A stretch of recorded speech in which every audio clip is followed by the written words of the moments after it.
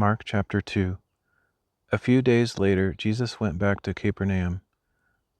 And when the people heard that he was home, they gathered in such large numbers that there was no more room, not even outside the door, as Jesus spoke the word to them.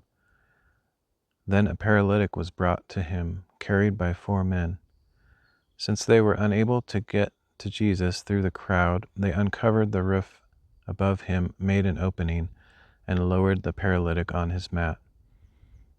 When Jesus saw their faith, he said to the paralytic, "Son, your sins are forgiven."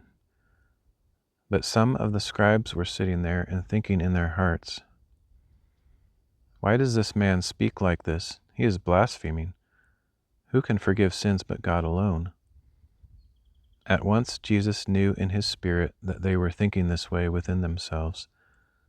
"Why are you thinking these things in your hearts?" he asked. "Which is easier, to say to a paralytic, 'Your sins are forgiven,' or to say, 'Get up, pick up your mat, and walk'? But so that you may know that the Son of Man has authority on earth to forgive sins," he said to the paralytic, "I tell you, get up, pick up your mat, and go home." And immediately the man got up, picked up his mat, and walked out in front of them all. As a result, they were all astounded and glorified God, saying, "We have never seen anything like this." Once again, Jesus went out beside the sea. All the people came to him, and he taught them there.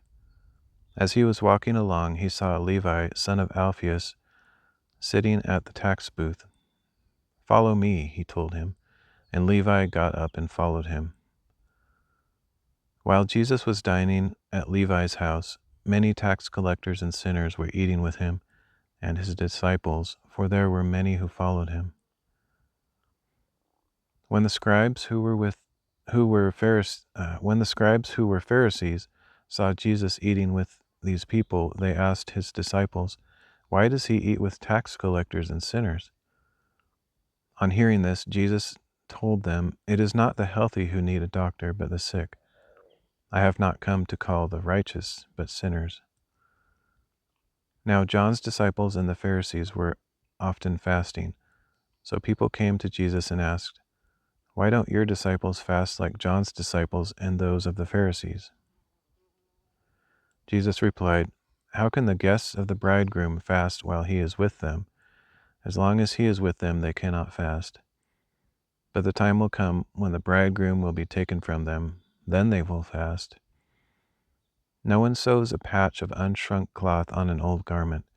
If he does, the new piece will pull away from the old, and a worse tear will result. And no one pours new wine into old wineskins. If he does, the wine will burst the skins, and both the wine and the wineskins will be ruined. Instead, new wine is poured into new wineskins." One Sabbath, Jesus was passing through the grain fields, and his disciples began to pick the heads of grain as they walked along. So the Pharisees said to him, "Look, why are they doing what is unlawful on the Sabbath?" Jesus replied, "Have you never read what David did when he and his companions were hungry and in need? During the high priesthood of Abiathar, he entered the house of God and ate the consecrated bread, which was lawful only for the priests, and he gave some to his companions as well." Then Jesus declared, "The Sabbath was made for man, not man for the Sabbath. Therefore the Son of Man is Lord even of the Sabbath."